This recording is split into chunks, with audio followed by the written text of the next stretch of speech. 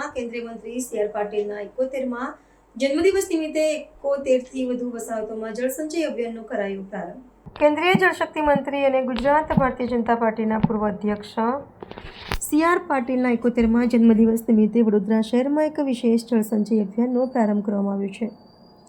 વડોદરા શહેર ભાજપના પૂર્વ પ્રમુખ ડૉક્ટર વિજય શાહની આગેવાનીમાં શરૂ કરાયેલી આ સામાજિક અને પર્યાવરણીય પહેલનો મુખ્ય ઉદ્દેશ્ય ભૂગર્ભ જળસ્તરને ઊંચું લાવવાનો અને વરસાદી જળનો યોગ્ય સંગ્રહ કરવાનો છે. આ અભિયાનની વિસ્તૃત માહિતી આપતા ડૉક્ટર વિજય શાહે જણાવ્યું હતું કે શહેરના 5 વિધાનસભા ક્ષેત્રોમાં આવેલી 71થી વધુ વસાહતોમાં સઘન કામગીરી હાથ ધરવામાં આવશે. આ યોજના અંતર્ગત વ્યક્તિગત આવાસો અથવા બહુમાળી મકાનોમાં વરસાદી પાણીના સંગ્રહ માટે આશરે 10,000 રૂપિયાના ખર્ચે વિશેષ જળસંચય વ્યવસ્થા પ્રસ્થાપિત કરવામાં આવશે. નાગરિકોને આ સત્કાર્ય માટે પ્રોત્સાહિત કરવા ઇન્દુ પ્રતિષ્ઠાન દ્વારા કુલ ખર્ચની 50% જેટલી આર્થિક સહાય પૂરી પાડવામાં આવશે. આ અભિયાનના સકારાત્મક પગલાં રૂપે ગુજરાતની સૌથી મોટી ગણાતી સૌરભ પાર્ક વસાહતના 700થી વધુ મકાનોમાં જળસંગ્રહની કામગીરીનો પ્રારંભ કરી દેવામાં આવ્યો છે. ભવિષ્યમાં જળસંકટને ટાળવા, વરસાદી પાણીના વેડફાટને અટકાવવા અને ભૂગર્ભ જળસ્તરને સમૃદ્ધ બનાવવાના ભગીરથ પ્રયાસમાં વધુમાં વધુ શહેરીજનો સક્રિયપણે જોડાય તેવી અપીલ સ્થાનિક નેતૃત્વ દ્વારા કરવામાં આવી છે. ગુજરાત ભારતીય જનતા પાર્ટીના પૂર્વ પ્રદેશ અધ્યક્ષ અને જળ સંરક્ષણ મંત્રી એવા માન્ય શ્રી સી.આર. પાટીલ સાહેબના 71મા જન્મદિવસ નિમિત્તે આજે સમગ્ર વડોદરા શહેરના 5 વિધાનસભા ક્ષેત્રમાં 71થી વધારે સોસાયટીઓમાં જળ સંરક્ષણના કાર્યક્રમની શરૂઆત કરી છે. દરેકે દરેક ઘર, એપાર્ટમેન્ટ, સોસાયટી એમાં પોતાના ઘરે વ્યક્તિગત રીતે જે લોકો આ કામગીરી કરવા માગતા હોય, જેનો ખર્ચ માત્ર 10,000 રૂપિયા થતો હોય છે, એમાં પણ 50% સુધીનો ખર્ચ એ ઇન્દુ ફાઉન્ડેશનના માધ્યમથી આપવાનું એની શરૂઆત આજે આપણે કરીએ છીએ.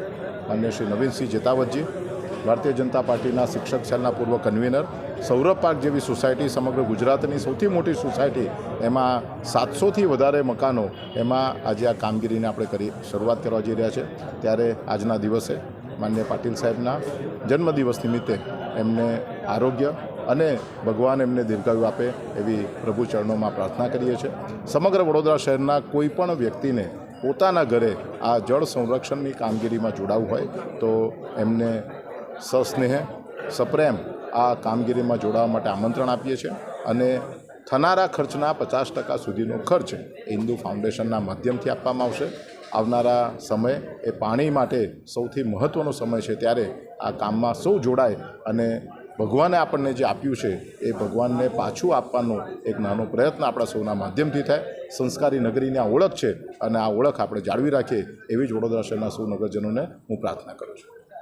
વોટર હાર્વેસ્ટિંગ સિસ્ટમ છે ને, એક આર્ટિફિશિયલ રિચાર્જિંગ કહી શકાય કે વરસાદનું પાણી જે અગાસીમાં પડે છે અને મેદાન પ્રદેશમાં જે વરસાદનું પાણી આવે છે એને આપણે મોટે ભાગે દરિયાની અંદર જાય છે, કાં તો કોઈ ગટરો મારફતે ગંદા પાણીમાં વહી જાય છે.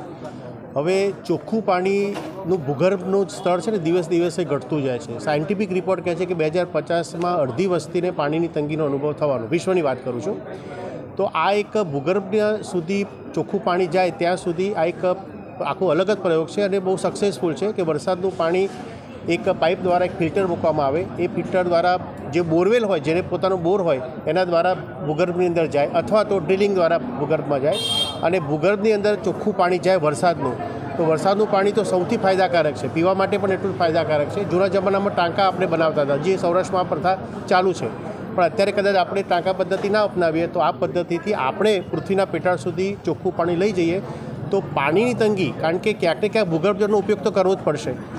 દરિયાનું પાણી ખારું છે, એનું ફિલ્ટરેશન થાય છે પણ મોંઘું પડે છે.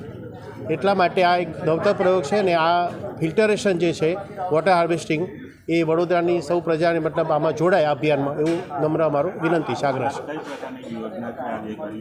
હા, આ જે યોજના છે એની અંદર ઇન્દુ ફાઉન્ડેશન દ્વારા આ ચાલુ છે અભિયાન. એની અંદર જે પણ ખર્ચ થાય, પાઇપિંગનો અને ફિલ્ટરનો, 2 મેઇન ખર્ચ છે, અને જે કુંડી બનાવવાની હોય એ ખર્ચની ટોટલ ખર્ચના 50% ખર્ચ ઇન્દુ ફાઉન્ડેશન દ્વારા મળે છે. 50% ખર્ચ જે તે ગ્રાહકે પોતે ભોગવવાનો હોય છે. એટલે 50% રાહત આની અંદર આપણે ઇન્દુ ફાઉન્ડેશન દ્વારા આપવામાં આવે છે, જે ડૉક્ટર વિજયભાઈ શાહ દ્વારા કાર્યરત છે. મારું નામ નવીનસિંહ જેતાવત છે અત્યારે હાલ શિક્ષક સેલનો કન્વીનર છું ભારતીય જનતા પાર્ટીમાં, અને અહીંયા મારું પોતાનું મકાન છે સૌરભ પાર્ક.